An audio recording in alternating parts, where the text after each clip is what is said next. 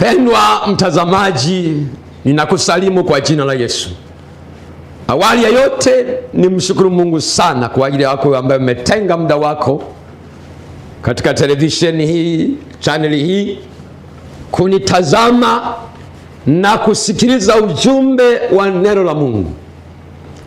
Naam, nakushukuru sana wewe ambao umekuwa ni mfuatiliaji mzuri mno. Napata mrejesho pande zote za Tanzania, watu ambao kipindi cha saa ya urejesho kimekuwa baraka mno.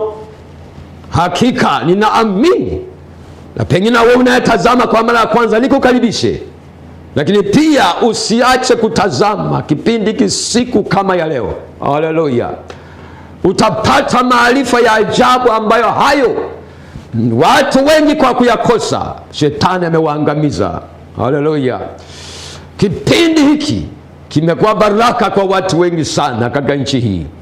Kwa hiyo ninakukaribisha sana. Sasa kwa wewe ambao unatazama kwa mara ya kwanza, kipindi hiki kinaitwa kwako na mimi mtumishi wa Mungu naitwa Innocent Julius Ntawiga Konongo. Naam, ni mwalimu wa neno la Mungu na mhubiri wa Injili. Haleluya! Lakini pia mimi ni mchungaji nayetumika katika madhehebu ya EAGT, lakini mahali ambapo kituo cha kazi kipo katika kwa Morogoro, katika mji maarufu wa Ifakara. Haleluya! Hapo ndipo palipo na kituo. Kwa hiyo ninaenda huko na huko mikoani nikitokea hapo, na sasa niko pamoja na wewe kukushirikisha habari njema hizi za ufalme wa Mungu. Haleluya! Ili watu msije mkasema hamkusikia. Mungu atahukumu ulimwengu kwa haki. Haleluya! Sasa nimekuwa nafundisha kwa habari ya vifungo vya uovu. Vifungo vya uovu.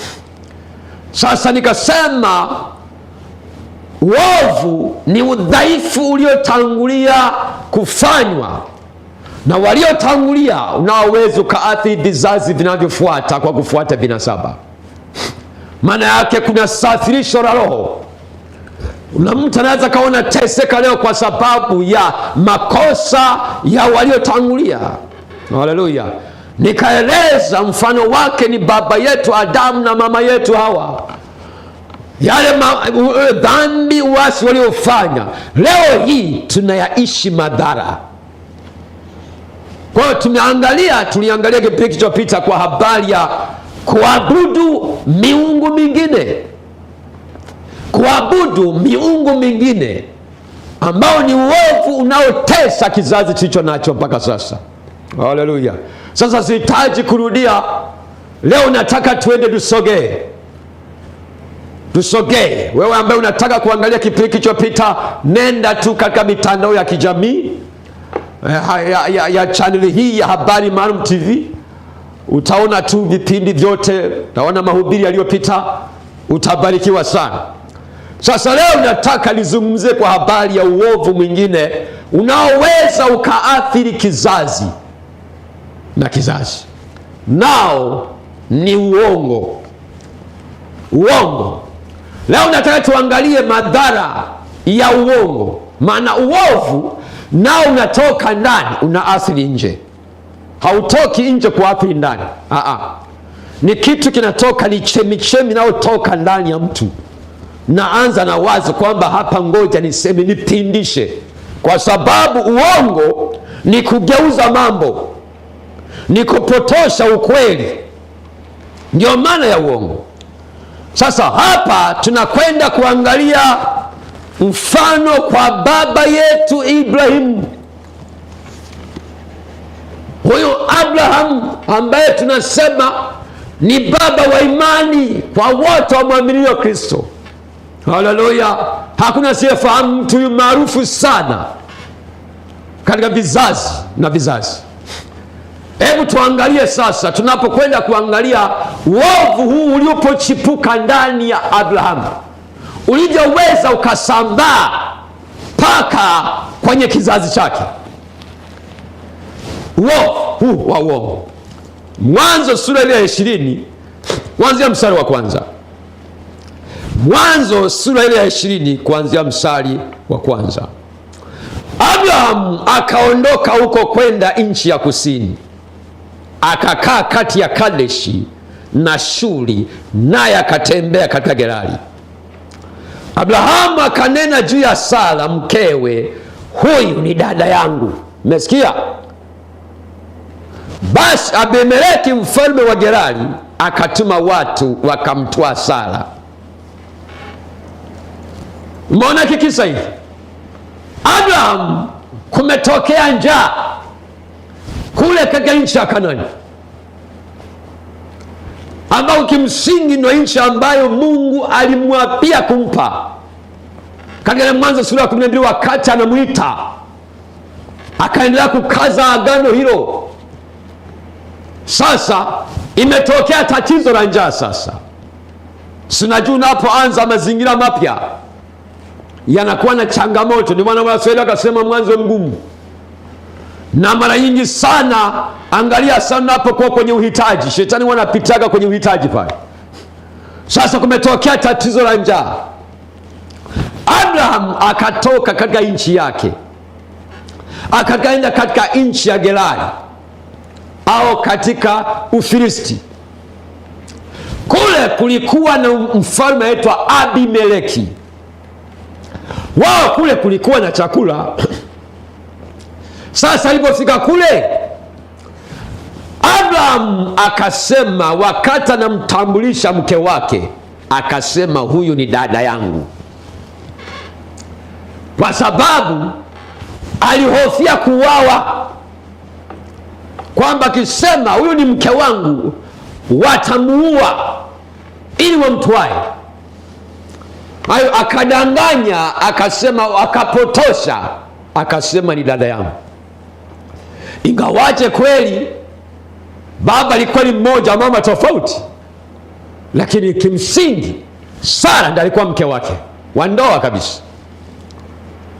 Sasa hapa hakuna kupepesa. Abrahamu alipotosha ukweli, alisema uongo. Haleluya! Kwa hiyo tunaona Abrahamu anakimbia njaa, anaenda Gerari, anasema Sara ni dada yake na sio mke wake. Nataka tuangalie jinsi uovu, hii chemichemi ya uongo inaweza kuchipuka ndani ya mtu, ikaenda ikasambaa na vizazi vinavyofuata, hata baada ya yeye kufa. Ujue uovu ulivyo sasa. Kwa hiyo maana yake unaanza ndani ya mtu kwa njia ya wazo, ule uharibifu, halafu inakuwa roho, inahama, inaambukiza. Wakati mtu anajiuliza, hivi hali hii inatoka wapi? Ilihama, ni roho. Haleluya! Roho huwa haisi, ila inabatilishwa baada ya mtu kuigundua. Na kinachoweza kubatilishwa hiyo roho, moja ni toba, lakini pia damu ya Yesu ndio kiboko cha mambo yote. Haleluya! Sasa hebu tuangalie sasa. Abrahamu ameshakufa sasa. Abrahamu ameshakufa. Mwanzo sura ile ya 26 kuanzia mstari wa 1 mpaka wa 7. Mimi nataka nisome mstari wa 6 na wa 7. Ikawa njaa katika nchi hiyo, mbali na njaa ile ya kwanza aliyokuwa siku za Abrahamu. Isaka akamwendea Abimeleki mfalme wa Wafilisti huko Gerari. Isaka akakaa katika Gerari. Watu wa mahali hapo wakamuuliza habari za mkewe, akasema ni dada yangu huyu. Umesikia? Maana aliogopa kusema ni mke wangu, watu wasije wa nchi wasije wakamuua kwa ajili ya Rebeka, maana alikuwa mzuri wa uso. Umeona moyo ulivyomdanganya Isaka? Sasa habari hii ni ya kushangaza sana. Abrahamu ameshakufa, amebaki sasa Isaka mtoto wake wa viuno vyake. Naye tena ikatokea tatizo la njaa, tofauti na ile njaa wakati wa baba yake Abrahamu. Naye tena akaondoka kama baba yake alivyoondoka. Umeona? Halafu akaenda kwenye nchi ile ile, eneo lile lile kwa mfalme yule yule Abimeleki. Halafu kwa tatizo lile lile, uongo ule ule, sasa akamtaja Rebeka kwamba huyu ni dada yangu. Maana aliogopa, akasema huyu kwa jinsi alivyo mzuri, huyu nikisema ni mke wangu ataninyongelea mbali mapema tu, afadhali niseme ni dada yangu. Tunachokiangalia hapo ni roho hii ya uongo ilivyohama kutoka kwa baba ikaja kwa mtoto, ili mimi na wewe, sisi ambao ni wazazi, tujue kuna maisha ambayo tunaweza tukaona tunayaishi, lakini wanasema hivi, 60% ya maisha ya mtoto anaathiriwa na maisha ya wazazi wake. Ili uweze kujua na kutafakari njia zako, lakini pia nafundisha haya ili tuweze kujua namna nzuri ya kuomba hata juu ya watoto wetu na watoto wa watoto wetu, tuwaingize kwenye agano. Haleluya! Ujue kuna miroho inayoweza kuhama ikaambukiza. Kwa hiyo tunaona hapa roho ya uongo ikamvaa Isaka kutoka kwa baba yake. Kwa udhaifu unahama kutoka kwa baba kwenda kwa mtoto, tatizo lile lile, uongo ule ule, mahali pale pale, ufalme yule yule, na hofu ile ile ya kusalitiwa. Haleluya, haleluya. Kwa hiyo tunaona hapa udhaifu ukafika mpaka kwa mjukuu wake Yakobo. Hiyo roho ya uongo ikaenda mpaka ikaenda katua kwa mjukuu, ikapiga hodi. Ile Mwanzo sura ya 27 mstari wa 18, tunaona kipindi hiki sasa ni Isaka ameshazeheka, anataka kuwabariki watoto wake wawili, Esau kama mzaliwa wa kwanza na Yakobo. Sasa hawa wazazi hawa waligawana watoto, na ni mojawapo ya makosa ambayo wazazi wanawafanya hata leo. Baba alikuwa anampenda sana kaka mkubwa mzaliwa wa kwanza Esau, mama alikuwa anampenda Yakobo. Hii ni roho ambayo unakuta hata sasa inagawa watoto. Kwa unakuta baba, kuna watoto fulani ambao yani ni usiniguse. Mama akisema inue ampige yule mtoto, baba anakuja juu paka, na mtoto anajua kabisa baba ananipenda kuliko mama. Hiyo roho ni mbaya sana. Mama naye hivyo hivyo, unaona. Kwa hiyo kuna familia za namna hiyo. Nakumbuka ushuhuda mmoja, wazazi walimpenda mtoto wao wa mwisho. Alikuwa na dada zake na kaka zake. Kwa hiyo wale wazazi, yule mtoto akadeka kupita kawaida, yani akawa mambo yote ni kwake, kila kitu ni kwake. Kwa hiyo kafika wale wakubwa zake wakaona, sisi bwana hatuna haki kwenye nyumba hii, mwenye haki ni huyu bwana mdogo. Kwa hiyo wakajikuta wanamnyanyapaa mdogo wao. Wakati wale wazazi wakawa wamekufa wote, walipokufa wote, akajikuta yule bwana mdogo amebaki peke yake. Wale kaka zake, dada zake wanaanza kumwambia, nenda kwenye makaburi bwana wakusaidie, nenda kwa baba yako amelala pale. Yule mtoto, yule kijana akajikuta amekuwa mpweke kwa sababu ya makosa wazazi wake. Mnajua siku moja yule kijana akachukua fimbo, akaenda akapiga makaburi ya baba na makaburi ya mama, akapiga. Ana hisia kali, Anasema mimi nilidhani mnanisaidia, kumbe mlikuwa mnanitenga na ndugu zangu. Leo ninateseka, nimebaki peke yangu kwa sababu nionyesha kama mnanipenda, kumbe mnatengeneza tatizo kumbe mbele. Leo hampo, mimi nimebaki peke yangu. Anapiga kabila la baba yake, anapiga kabila la mama yake. Wazazi, tusifanye kosa hilo.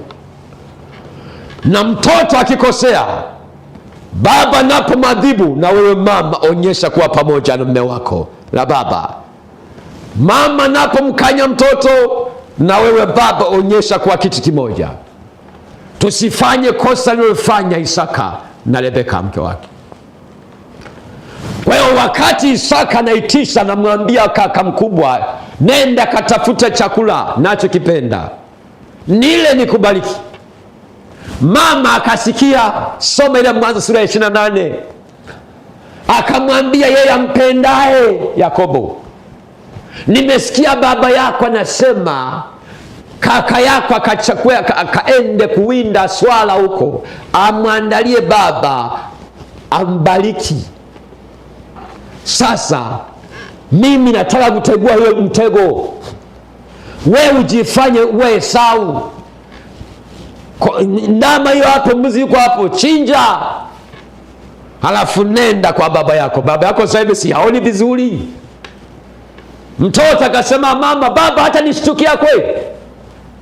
Mama akasema, Bwana kikushtukia, hiyo laana iwe juu yangu.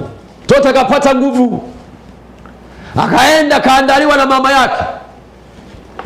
Sasa akapeleka hodi, mzee Isaka, nimekuja mwanao Esau. Umeona uongo huu umetoka kwa Ibrahimu babu yake. Mwana kichotokea, nimeleta ile mboga uliyonituma, chakula kipendacho. Baba akashtuka, mbona leo mapema? Dogo akamwambia, Mungu wako amenifanikisha. Unaona uongo unatotembea. Soma ile Mwanzo sura ya 28. Mungu wako wewe umemsahau jinsi alivyo na nguvu, amenifanikisha leo. Isaka akasema, basi ila sauti nayo sikia ni ya Yakobo, maana njia ya Mungu ni fupi. Njoni kupapasi. Bwana mdogo amebana ngozi kabisa ya mnyama yule, maana Esau alikuwa na manyoya. Si unajua hata watu wa bara Asia huko ndivyo walivyo, miili yao na manyoya mengi kwenye miili yao. Akapapasa akasema, we, sauti ni ya Yakobo lakini mwili ni wa Esau. Kwa Isaka akasema, basi inawezekana pengine kwa kuwa ni mapacha takuwa sauti imefanana leo. Isaka kaanza kutamka baraka za mzaliwa wa kwanza. Anatamka za baraka za mzaliwa wa kwanza. Alipomaliza tu, blaza anaingia Esau, tayari amekwisha kuandana yeye. Anamwambia, baba, nimeleta sasa. Mzee anashtuka. Isaka anasema, hey, aliyekuja ni nani? Esau akajua tayari biashara imeshalipika. Huyu bwana mdogo amekwisha kuharibu mambo. Unaona kilichotokea? Esau anaanza kulia machozi yaliyochelewa. Anasema, baba, una mbaraka mwingine? Ikabidi Isaka mtie moyo kwa kumtamkia masazo tu. Baraka zimekwisha kwenda kwa mwongo kabisa Yakobo. Hiyo roho alipata wapi? Kwa babu yake ilihama. Unaona madhara ya uovu. Kwa huo uongo ulio nao, unaodanganya kazini kwako, unaodanganya leo, unakuta uongo umejaa kwenye simu. Mke wako anakupigia huko wapi? Unasema niko kazini, kumbe uko kwenye kibanda cha mpira, kumbe uko kwenye kwa hawala. Leo watu wanadanganya, nasema nimepata safari kikazi, kumbe yuko kwa hawala. Huo uongo utawatafuna watoto wako na watoto wa watoto wako. Utahama tu. Hata utakao kumekufa, utashangaa hiyo roho inatembea tu. Haleluya, haleluya.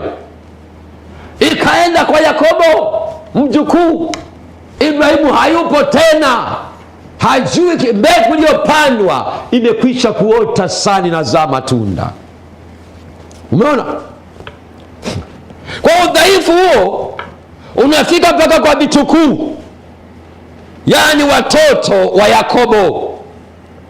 Ukisoma Mwanzo sura ya 37 mstari wa 29 mpaka 36, umeona ule wakati sasa Yakobo amepata wale vijana 12 wale. Sasa Yakobo alikuwa anampenda sana Yusufu. Yakobo, jamaa wameenda kuwinda, Yakobo anamtuma Yusufu awapelekee chakula. Kumbuka wakati wa Yusufu amekwisha kuota ndoto, anaona ndugu zake wanamuinamia. Wale vijana wakawa wamekasirika sana kwamba yani wewe, na maana siku moja utakuja kuinamia wewe. Walipomuona Yusufu anawapelekea chakula, wakasema yule bwana wa ndoto anakuja, ngoja leo tutamfanyia kitu kibaya. Wakaanza kushauriana, fanyeje? Wengine wanasema basi ngoja tumuue, tunasema tusimuue.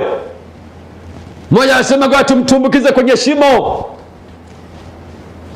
Mwingine anasema hakuna haja kumtumbukiza kwenye shimo, ngoja tumtoe kwenye shimo halafu tumpige bei kwa Waishmaeli. Halafu wakashauriana kwamba wakachinja mnyama mmoja wapo, wakapaka ile damu ya mnyama kwenye vazi la Yusufu, wakampelekea baba yake Yakobo, wakamwambia, bwana, mwanao yule Yusufu mnyama mkali amemla. Umeona uongo huo? Kumbe wamempiga bei. Kwa uongo umetoka kwa Abraham ukaja kwa Isaka, umekuja kwa Isaka, umekuja kwa mjukuu Yakobo, umetoka kwa mjukuu Yakobo, umekuja kwa vitukuu. Wale watoto nao wa Yakobo wanamdanganya baba yao kwamba mtoto wako Yusufu ameliwa na mnyama mkali, sinaona na nguo yake ina damu. Kumbe amemuuza, amedanganya. Yakobo akaanza kuomboleza, kaweka maturubai mli, analia msiba, kumbe mtoto wake yuko hai. Nini? Roho ya uongo ikasafiri, inasafiri tu, inasafiri. Haleluya! Abraham huyu ndio baba yetu wa imani. Sasa mimi naweza kujiuliza, sasa alikuwa kuwaje sasa baba wa imani? Ni vipi sasa kawa baba wa imani? Sikiliza, fundisho moja wapo tunaojifunza hapa. Ibrahimu kama kiongozi, kila kiongozi ana sura mbili, ana maeneo yenye nguvu na ana maeneo dhaifu. Narudia tena, kila kiongozi ana maeneo yenye nguvu na maeneo dhaifu. Kwa hiyo wewe kama ni kiongozi, iwe ni kiongozi wa familia, kiongozi kazini kwako, kiongozi kanisani, kiongozi popote, lazima ujue hiyo kanuni. Wakati nasoma mambo ya uongozi, leadership, nilifundishwa na mwalimu wangu kwamba unapokuwa kiongozi, tambua una sura hizo mbili, una maeneo dhaifu na una maeneo yenye nguvu. Haleluya, haleluya. Sasa watu, kwa mfano, nilichukulia mfano, kuna taasisi ambazo hazina kikomo cha uongozi wa muda uongozi, ila ushawishi wa mtu ndio unaoamua aongoze kwa muda gani. Sasa sehemu kama hizo huwa zinakuwa hatari sana. Kwa sababu gani? Unapokuwa umechaguliwa na watu unaoongoza, aidha kwenye taasisi, mfano kama kanisa, vyovyote na kadhalika, wamekuchagua kwa kuona maeneo yenye nguvu kwa sura moja. Jitahidi katika hicho kipindi ambacho watu wanaona maeneo yenye nguvu, fanya kitu ambacho ndio sababu ya wewe kuwa kiongozi, kitakachoacha alama, kitakachoacha legacy yako. Haleluya! Ule muda ambao bado walio wengi wanakupenda, wanaona mambo dhaifu, mambo yenye nguvu. Ukimaliza kufanya, ondoka. ili wale watu waendelee kukuenzi, waendelee kuheshimu, waje kuomba ushauri kwako. Ukijidanganya ukaona wewe unaweza sana, ndo una akili kuliko wengine, ndo una sifa kuwa kiongozi mpaka uende kaburini, unakuja sasa hatua ya maeneo yako dhaifu kujitokeza.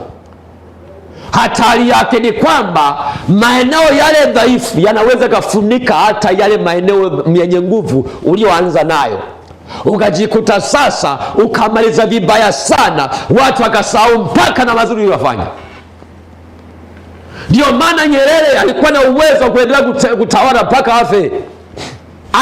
Akagundua, akasema ng'atuka, akaondoka wakati angeweza, kulingana na gharama aliyolipa, angeweza kugombea tena. Unaona heshima aliyonayo mpaka sasa, akapata heshima kuwa baba wa taifa. Unaonaje kama angeshindwa kwa kura? Maana yake watu wangekuwa na sahau kabisa hata gharama aliyolipa. Ukishindwa kwa kura, kwa wewe kujidanganya kwamba una uwezo zaidi, ndio watu wanakuta angeshindwa kwa kura na kuparalyze. Mambo ya vyeo hayo. Haleluya, haleluya.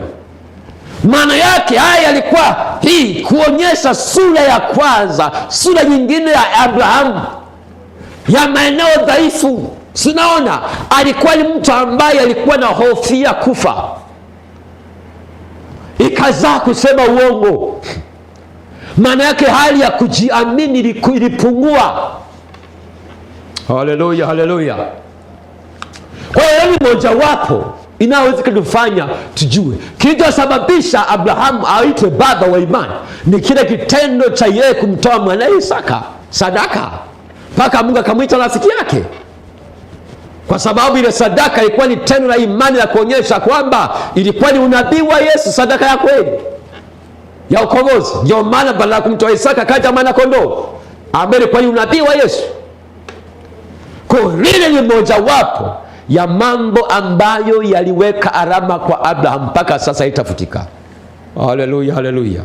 Lakini tunachojifunza hapa ni uovu, udhaifu unaoweza kutangulia, unaweza kuathiri vizazi vingine, ili tuweze kuwa makini kujilinda. Haleluya. Uongo kama roho. Ile Injili ya Yohana sura ya 8 mstari wa 44, tuone mwasisi wa uongo mwenyewe. Yesu anawaambia Mafarisayo, ninyi ni wa baba yenu Ibilisi, na tamaa za baba yenu ndizo mpendazo kuzitenda. Yeye alikuwa muuaji tangu mwanzo, wala hakusimama katika kweli, kwa kuwa hamna hiyo kweli ndani yake. Asemapo uongo, husema yaliyo yake mwenyewe, kwa sababu yeye ni mwongo na baba wa huo. Aya. Yesu sasa, unajua anawaambia Wafarisayo, unajua mimi nampenda Yesu kwa sababu moja, hakuwa mnafiki. Yesu alinyoka, hakuna kaburi la kuuzika ukweli. Sikiliza, hata maruweruwe yanayoendelea sasa yana mwisho. Unakwenda wakati kweli ya Mungu inakwenda kusimama tu. Yesu anawaambia Mafarisayo waliokuwa wanang'ang'ana na dini, wanatetea dini na madhehebu yao kuliko kweli ya Mungu, anawaambia hivi, ninyi ni wa baba yenu Ibilisi, na tamaa za baba yenu ndizo mnazopenda kuzitenda. Kwa sababu yeye alikuwa muuaji tangu mwanzo.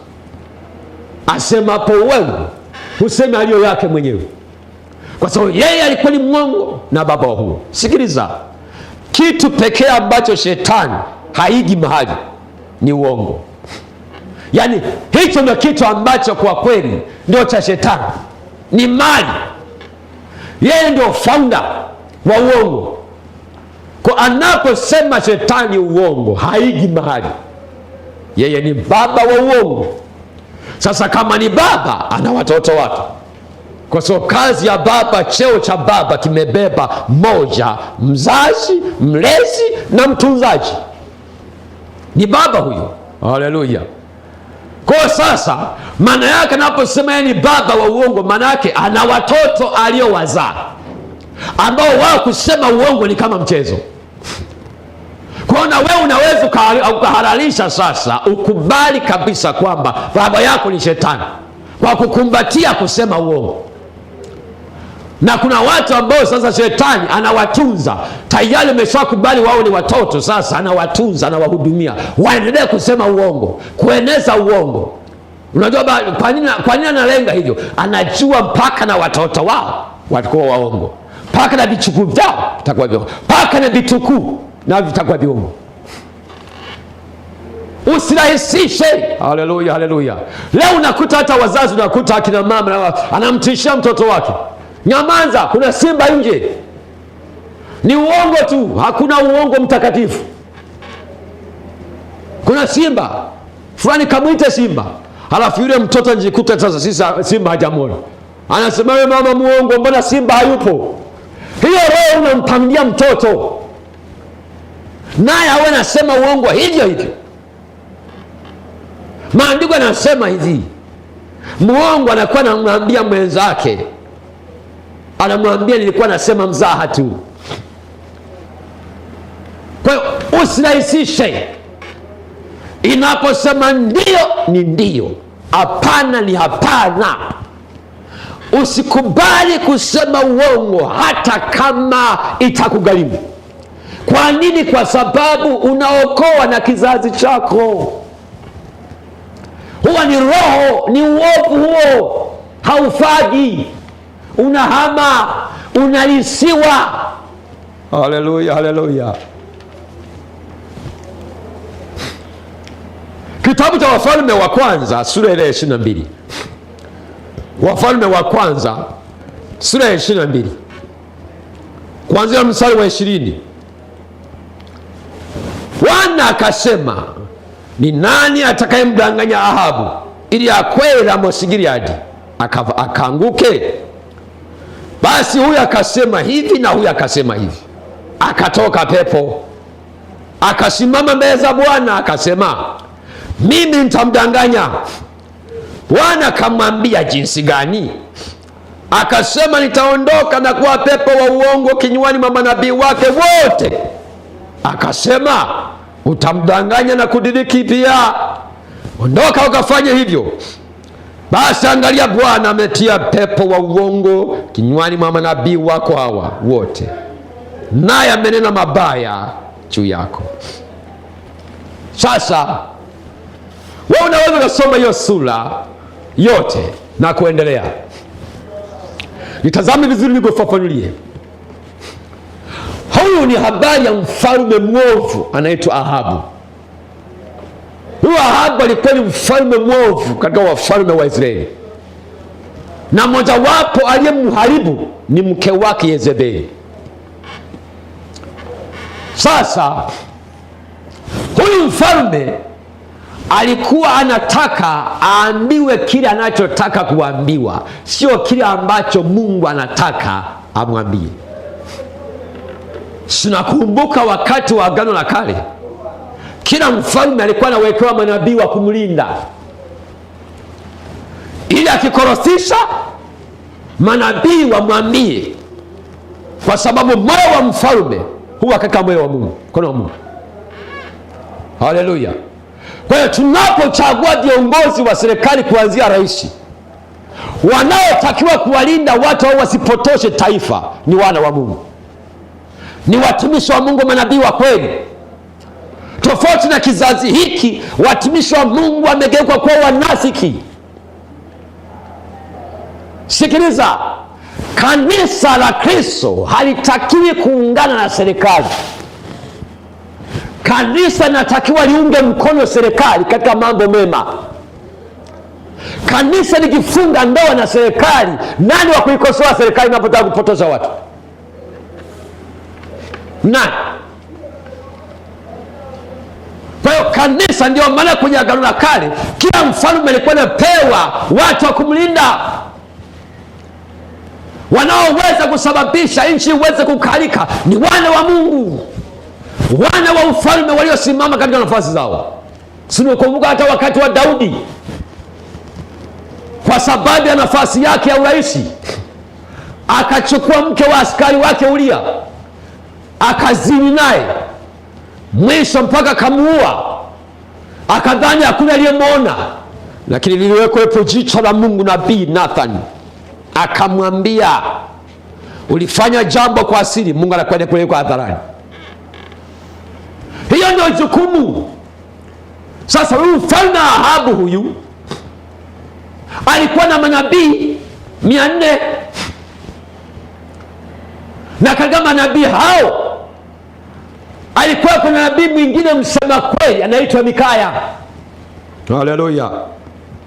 Sasa Ahabu akaungana mfalme wa Yuda anaitwa Yehoshafati, akamwalika kwenda kufamia sehemu inaitwa Ramoth Gilead. Kilikuwa ni kitongoji kidogo tu, kwamba aende kakipole kiwe sehemu yake, kama Idi Amin alivyokuwa anapambana anataka kuichukua Kagera iwe sehemu ya Uganda, hivyo hivyo. Sasa sikiliza kilotokea. Huyu Ahabu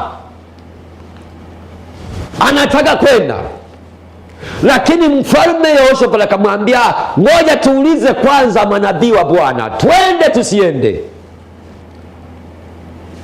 Ahabu akaita wale manabii 400, akawaambia, mnasemaje? Nataka nikaichukue Ramoth Gilead iwe ya kwetu. Wale manabii wakasema, kwea ukafanikiwe mfalme. Unaona unafiki huu? Hakuna hata kusema tukamuulize Mungu kwanza. Sasa yule Yehoshafati akasema, hapana, haiwezekani watu wote wakubali tu, haiwezekani. Ndio maana haiwezekani kiongozi kupendwa na watu wote, haiwezekani, sio kibiblia. Hata Sauli watu waliandamana wataka kumfalme, lakini mwingine Biblia imesema wengine wakamkataa kumpa zawadi. Sasa huyu Yehoshafati akashtuka, akamwambia hakuna nabii mwingine tumuulize Bwana kwa yeye? Hapa akasema yupo mmoja, lakini Bwana namchukia sana kwa sababu haniambiagi mambo mema, anatabiriaga mabaya tu. Sasa hapa tunaona hapa Mungu anasema ni nani atakayekwenda kumdanganya Ahabu aende kuanguka. Biblia imesema huyu akasema hivi, huyu akasema hivi, mwisho akatoka pepo. Yule pepo akaenda mbele za Bwana akamwambia, Bwana akamuuliza, wewe utasemaje? Wewe unasema tutamdanganyaje Ahabu? Yule pepo akamwambia Bwana, akasema, mimi nitakachokifanya takwenda kuingiza pepo la uongo, nitaenda kukamata kwenye vinywa vyao manabii wote 400, watasema kwenda, nenda kafanikiwe. Mungu akasema, hilo ni wazo zuri, wewe pepo umeongea vizuri sana, nenda kamdanganye. Yule pepo akaenda katia uongo katika vinywa vya manabii wote wa Ahabu, wakamwambia nenda kafanikiwe, kumbe anakwenda kufa. Mikaya alipoitwa, Mikaya akawaambia, niliona kondoo wametawanyika wezile kama kondoo asio na mchungaji. Ahabu akasema, sinaona nilikwambia mfalme huyu anitakiaje mema huyu? Mikaya akakamatwa, akawekwa gerezani, akapigwa. Mikaya akasema, neno lile ambalo Bwana ameniambia nitakayosema, ukirudi kwa amani, Bwana hajasema na mimi. Unaona? Kweli Ahabu akaenda akapigwa, akafa kabisa. Sikiliza, point kubwa hapo nini? Ukikataa roho wa kweli kukuongoza maishani mwako, unafungulia roho ya uongo kutawala maisha yako. Narudia tena, ukikataa roho wa kweli kukuongoza, maana yake umekubali, umefungulia roho wa uongo akutawale maisha yako yote, na kumbuka unakwenda kufa, lazima utaangamia. Ahabu alitaka aambiwe kila ambacho anataka aambiwe, sio kila ambacho Mungu anataka amwambie. Ndivyo ilivyokuwa kwa kizazi cha sasa hivi. Kizazi tulicho nacho hivi, Isaya sura ya 30 mstari wa 9. Bwana nikusomee kizazi tulicho nacho hizi. Kwa maana watu hawa ni watu waasi, watoto wasemao uongo, watoto wasiotaka kusikia sheria ya Bwana, wawaambiao waonaji, msione, na manabii, msitoe unabii wa mambo ya haki. Tuambieni maneno laini, hubirini maneno yadanganyayo. Umesikia? Mungu anasema kizazi hiki ni kizazi cha watu waasi, ni kizazi ambacho kinachosema uongo, watu wasiotaka kusikia sheria ya Bwana. Anasema hivi, wanawaambia waonaji, msione. Maana yake watumishi wa Mungu wawe vipofu wasione, kama ilivyo sasa. Watumishi wa Mungu wamekuwa vipofu, uwezo wa kukemea dhambi haupo, wala hakuna leo na uharibifu unaofanyika makanisani. Nakumbuka mchungaji mmoja mahali fulani, kanisani kwake kulikuwa na mwimbaji maarufu, unaitwa maarufu, lakini yule mwimbaji alikuwa na maisha ambayo sio mazuri. Sasa ule ujasiri wa kumuonya hana. Akasema, najua hawa ndio wanaowaleta watu kanisani, wanaoleta watu, wanaosababisha watu waongezeke kanisani. Unajua kilichotokea? Yule mwimbaji hana ndoa tena, alishaachana mwanaume, yuko na wanaume wengine. Umeona? Maana yake kuna watu wanaowaambia watumishi wa Mungu msione, wanasababisha watumishi wanakuwa vipofu, hawawezi kuona uovu, hawawezi kuona dhambi wala kuikemea, kwa sababu najua ukikemea huyu, maana yake ni kwamba huyu akiondoka anaweza kaondoka na watu wengine. Kwa hiyo imefika wakati dhambi inaogopwa, kizazi cha watu waasi. Mungu analia, anasema wanawaambia manabii, msitoe unabii wa mambo ya haki.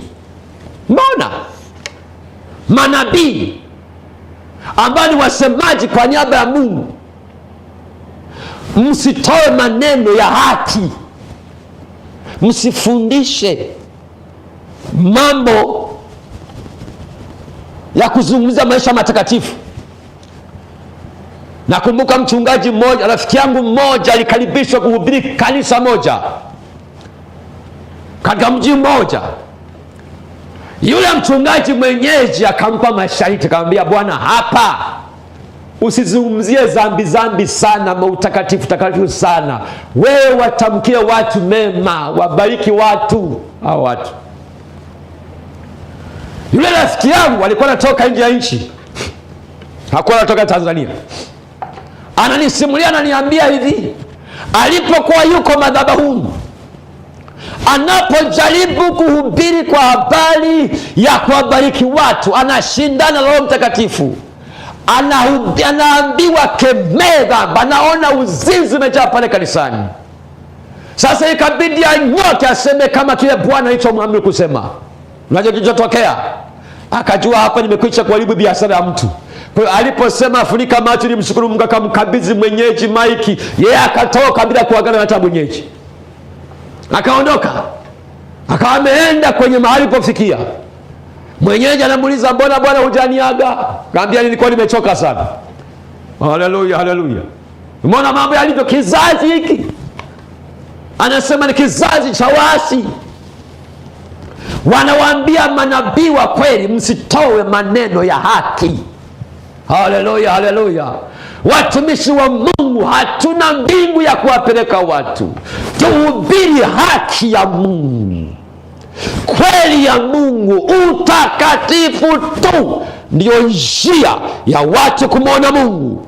Biblia imesema hapana atakayemwona Mungu asipokuwa na huo utakatifu. Haleluya, haleluya. Anasema hapa, anasema wanawaambiaje hawa kizazi cha watu?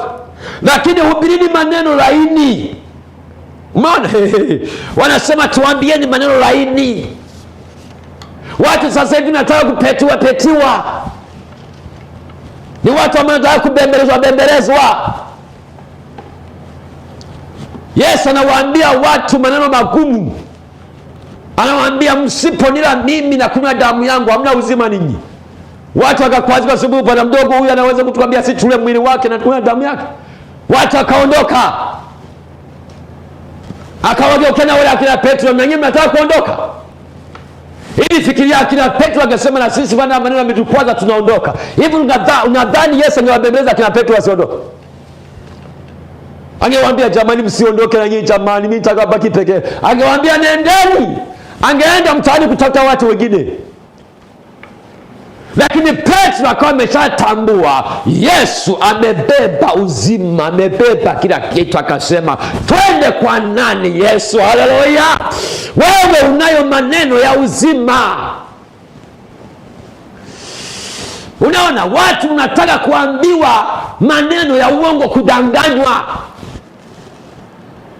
Kudanganywa. Ndio kizazi hiki kinataka kudanganywa. Ninakumbuka nilikutana na kijana mmoja. Yule kijana aliamua kuanzisha kanisa, na yeye alikuwa mwimbaji katika mji naoishi. Sasa na yeye naye akaanza kuingiza miungu mingine kwenye ibada. Na yeye akaanza kuingiza miungu mingine. Sasa yule kijana Mungu akanikamatia. Sasa yule kijana akasema, mchungaji, wewe kama unahubiri habari ya mambo ya kweli ni wewe. Watu sasa hivi wanataka kudanganywa. Ukiwaambia watu mambo ya ukweli, huwapati watu. Utabaki wewe na mke wako. Unaona? Watu sasa hivi wanataka kudanganywa. Usipowadanganya watu huwapati. Na nyinyi mnataka kudanganywa. Na nitazama, unakubali kudanganywa? Haleluya, haleluya. Nenda wewe unayetaka kuokoka, nenda kwenye kanisa ambalo wanahubiri, wanasimamia maisha matakatifu. Basi watu injili yonyoka isogoshiwa. Haleluya, haleluya. Anasema ni watu wanasema tuambieni maneno laini, maneno ya danganyayo. Kizazi cha uasi tulicho nacho, kama watu wakina Ahabu. Haleluya. Kitabu cha Wafalme wa kwanza sura ya 13 tutakutana na kisa cha nabii wa Mungu aliyeitwa kutoka Yuda, aliyetuma kwenda kule upande wa kaskazini, ambapo tuwepo mfalme yule mtumwa wa Sulemani anaitwa Yeroboamu. Alienda kule Bethel, akaanza kuwapotosha wana, akaanza kuabudu miungu mingine. Mungu akamtuma nabii kutoka Yuda kwenda kumwonya Yeroboamu. Alipoenda pale, akaanza kupiga kelele kumwonya yule mfalme Yeroboamu juu ya kuwaingizia dhambi ya kuabudu miungu mingine wana wa Israeli. Yule Yeroboamu akanyosha mkono kumlaani yule nabii kutoka Yuda. Soma tu Wafalme wa kwanza sura 13. Biblia imesema mkono wa yule mfalme kabaki vile vile. Ikabidi amuombe yule nabii, amuombe kwa Bwana ili mkono urudi kwenye hali ya kawaida. Yule nabii kutoka Yuda akamuombea, mkono karudi katika hali ya kawaida. Sasa Mungu alikuwa amempa masharti yule nabii kutoka Yuda, mtu wa Mungu, kwamba wewe peleka ujumbe. Ukimaliza kusema ule ujumbe na kutuma, usirudi kwenye njia ulioijia, usiingie kwenye nyumba ya mtu, usile cha mtu, usinywe cha mtu. Sasa mfalme yule Yeroboamu kamwambia Bwana, kwa muujiza ule ufanya huu, umeniombea mkono, umerudi kwenye hali ya sawa sawa, nimeshika adabu, nimekubali Mungu wako ana nguvu. Sasa rudi nyumbani, ule chakula, unywe, tena ulale kabisa. Yule mtu wa Mungu akamwambia mfalme, Bwana amenionya nisirudi kwenye njia niliyoijia, wala nisiingie katika nyumba ya mtu. Sasa sikiliza, yule na mtu wa Mungu akarudi, anaenda na safari. Ndani ya ile nchi kulikuwa na nabii anaitwa nabii mzee. Nabii mzee alikuwa na watoto wake. Yule nabii mzee akasikia habari yule nabii kutoka Yuda, nabii wa kweli. Umesikia? Haleluya, haleluya. Yule nabii mzee akawatua, akauza watoto. Yule mtu wa Mungu alikuja kwenye mji, amepita wapi? Akamwambia amepita hapa. Ikabidi sasa aanze kumfuatia. Akamkuta njiani, akamwambia yule nabii kutoka yule, asema na yule nabii akamwambia, unaonaje urudi nyumbani? Bwana ameniambia kupitia malaika wake urudi ule chakula. Tena akamwambia, mimi nami ni nabii kama wewe. Maandiko asema, lakini alisema uongo. Mimi nami ni nabii kama wewe. Alipomwambia hivyo tu, yule nabii kutoka Yuda akarudi, akamfuata nabii mzee, akaenda kula chakula. Alipomeza kula chakula, nabii yule mzee akainuka, akasema, Mungu ananiambia umeasi neno la Bwana, sasa hutafika unakokwenda. Kwa yule kijana nabii wa Bwana alipoenda na safari, akaliwa na simba. Halafu anaanza kuwa mnafiki, anaanza kumwombolezea, anasema, mtu wa Mungu, nabii wa Bwana, unafiki mkubwa. Soma kisa hicho, Wafalme sura 13. Leo hii kumejaa manabii wazee. Nabii mzee sio mpaka we mtu wa umri. Anaweza kawa ni binti, anaweza kawa ni kijana, anaweza kawa ni mchungaji, anaweza kawa ni askofu, anaweza kawa ni nani. Maadamu anapotosha ukweli, ni nabii mzee, usimsikilize. Haleluya, haleluya. Anasema Bwana ameniambia. Maana anakuja anasema, mimi nami ni mpendwa mwenzio. Mungu amenionyesha kabisa wewe ndio mke wangu, kumbe ni agenti. Mungu ameniambia kabisa, nimefunuliwa, kaka, wewe ndio mume wangu, mimi nami ni mpendwa mwenzio. Umeona? Anaweza kaja kwako na kuja kanisani, anasema mimi nami ni nabii.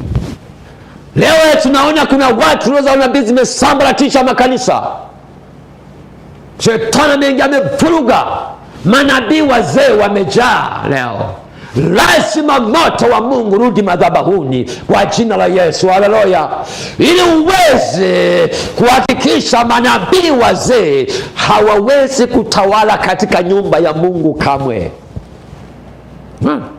Uongo unapotosha, unaleta na uharibifu kwa watu wengi. Wamekata tamaa kwa kuambiwa uongo. Makanisa yamepasuka kwa sababu ya roho ya uongo. Mtu mmoja amezusha mambo, kanisa limepasuka. Mtumishi wa Mungu anaandamwa kwa sababu ya uongo wa nabii wa mzee.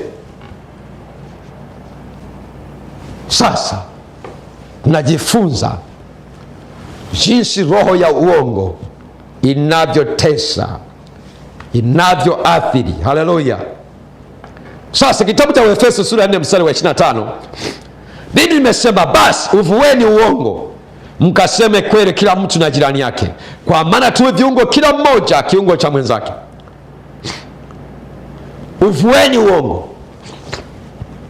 Kama umeuvaa vazi la uongo kupitia ujumbe huu, vua hilo vazi. Umekuwa kusema uongo kwako ni kitu cha kawaida, hilo ni vazi umevaa, vua. Biblia inasema, basi uvueni uongo, kila mtu aseme kweli na jirani yake, huku kijua madhara yake. Hiyo roho inaenda mpaka kwa watoto wako na watoto wa watoto wako na watoto wa watoto wako, na mpaka unaweza kuharibu hata taifa. Uvue uongo, kila mtu aseme kweli na jirani yake. Leo kupitia simu zimekuja sasa hivi, yani ni uongo huko nje. Unasema nakuja, kumbe unaondoka. Niko hapa, kumbe haupo. Uongo. Uvue uongo, kila mtu aseme kweli na jirani yake. Haleluya, haleluya. Sema kweli hata kama itakugharimu. kiasi gani? Anasema basi uvueni uongo. Kila mtu aseme kwenda jirani yake. Unasema mchungaji, hii roho ya uongo inanitesa sana. Unajua Mungu anapendaga mtu ambaye anakuwa mkweli. Mtu anayekuwa mkweli Mungu anampenda sana. Hiyo roho inakutesa, inakusumbua. Unasema mchungaji, naomba niombee. Niko tayari sasa kuomba kwa ajili yako. Kabisa kabisa. Yesu ni kweli, aingie ndani yako, aondoe hiyo roho inakutesa. Na hata ndoa yako imevunjika, imekuja kujuta kwa sababu ni uongo uliotumika, ndoa imepasuka. Kwa sababu roho ya uongo imepata nafasi. Sasa shika moyo wako kabisa, kutanisha. Hebu sema, Bwana Yesu, nimekubali roho hii inanitesa na naona inatembea mpaka kwa watoto wangu. Naomba toba Bwana Yesu, unisamehe kuanzia leo. Ninakubali, nipe kweli yako kwa damu ya Yesu, na amini umeniponya. Nami nakwenda kuomba katika jina la Yesu. Navua hilo vazi la uongo alilovaa mama, baba, kijana, binti, mpaka na watoto hao. Hiyo roho ya uongo inayotembea kwenye familia hiyo, inayolisi na hama, na iamuru sasa. Na achilia damu ya Yesu katika moyo wa kila mmoja. Na achilia damu ya Yesu inenao mema, inenao kweli, ikusimamie kuanzia sasa. Bwana Yesu kapate kumfungua mtu huyu. Hicho ni kifungo cha uovu, na kifungua kwa jina la Yesu. Na fungua hicho kifungo cha uovu kilichomfunga baba huyo, na kifungua kwa damu ya Yesu. Na fungua hicho kifungo cha uovu kwa damu ya Yesu. Uwe hai, uanze kusema kweli ndani ya moyo wako kuanzia leo kwa jina la Yesu. Amina. Endelea kufuatilia kipindi hiki siku kama ya leo. Waalike na wenzako. Tutakwenda kujifunza vifungo vingine vya uovu vipindi vinavyokuja. Kuna mambo mazuri Mungu anakwenda kusema na wewe ya ajabu. Utapona wewe na uzao wako na taifa pia na kanisa lako, na watu wanaokuzunguka watamjua Mungu wa kweli kupitia wewe. Utakuwa lango. Uwe hai. Tuwasiliane kama ambavyo naona mawasiliano hapo chini kwa jina la Yesu. Amina.